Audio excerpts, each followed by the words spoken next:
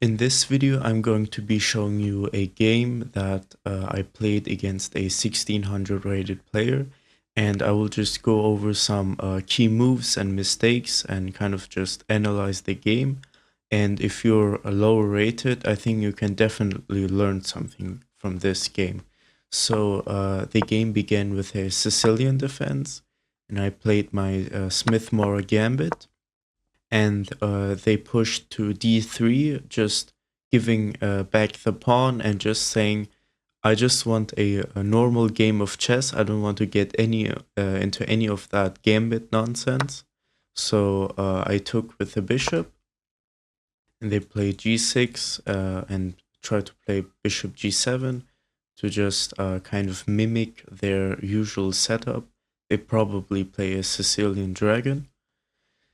And I just developed normally and castled, and they played e6, and I'm guessing that they usually also play knight to e7 and prepare d5. And in this case, though, it is a mistake because I'm guessing it weakens the dark squares a little bit, although they do have the dark squared bishop. So I immediately took advantage of those dark squares by attacking the queen. They blocked with a knight, and I developed my knight to d2. And the computer engine just says it's an inaccurate move, but I don't think knight a3 was intuitive at all, to be honest. So they developed, and I played knight c4, and the idea is to try and go for knight d6 check, but they do have d5 and kind of strikes in the center, and now I don't have knight d6 check anymore. So they took, and I dropped my knight back.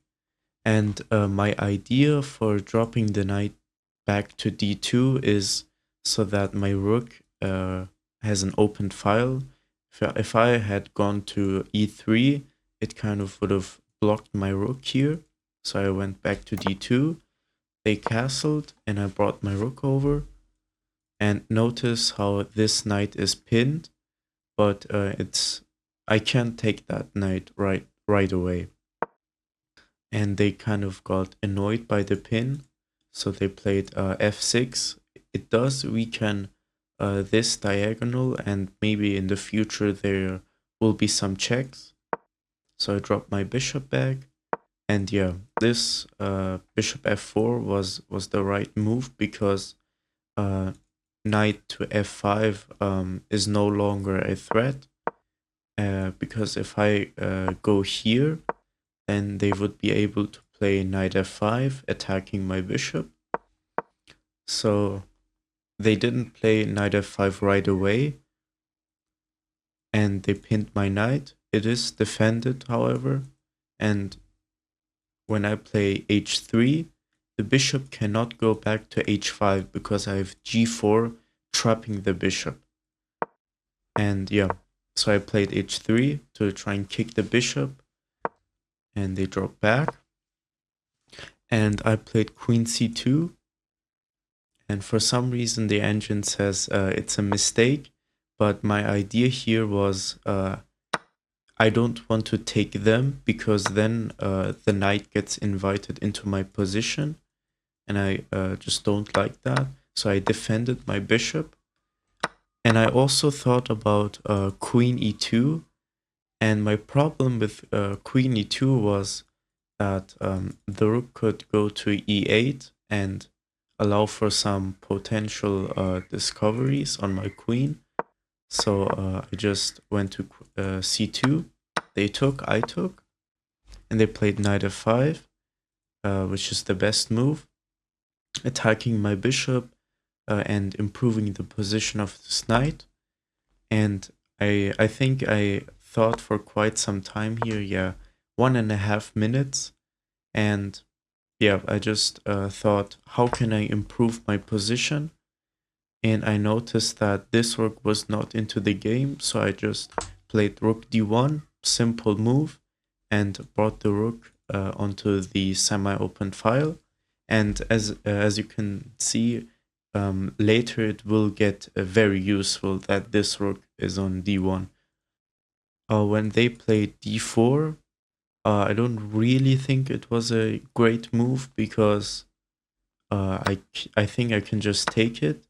They take back, and I have these two rooks that are very active. And now that the center has been opened up even further, my rooks are going to be very strong.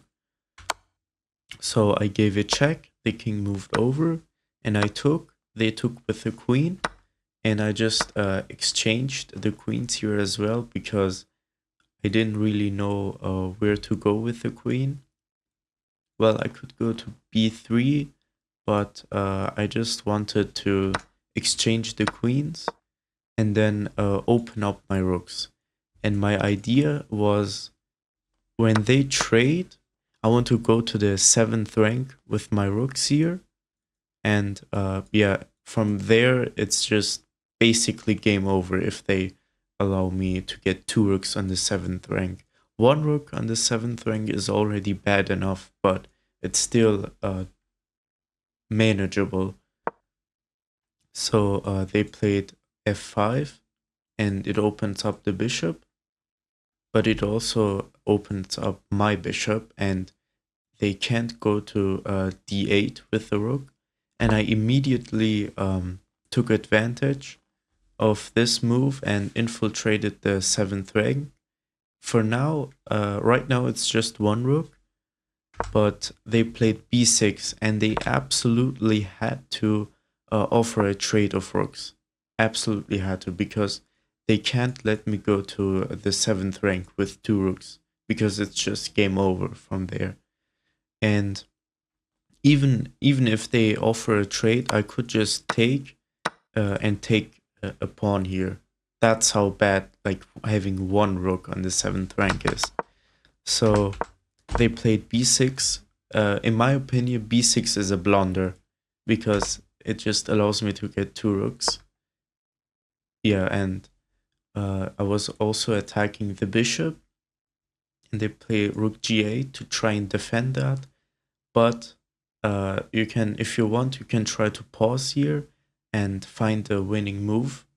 I'll give you a few seconds.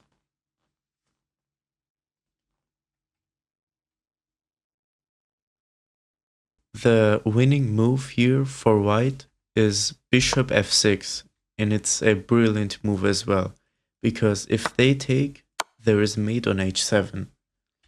And if they don't take, let's say they play something like this, I'm just going to take, and I'm just up a rook, and I still have those 2 rooks on the 7th rank. So even if they try to do something on my 7th rank, I can just take a pawn and maybe go here and threaten mate, and it's just game over. The rook has to come back, and they can't move, basically. And yeah, after bishop f6, my opponent resigned. So yeah, one little mistake, and the game was just over. So yeah, I find that pretty awesome. It was a really nice game. And if you learned something from this video, consider subscribing.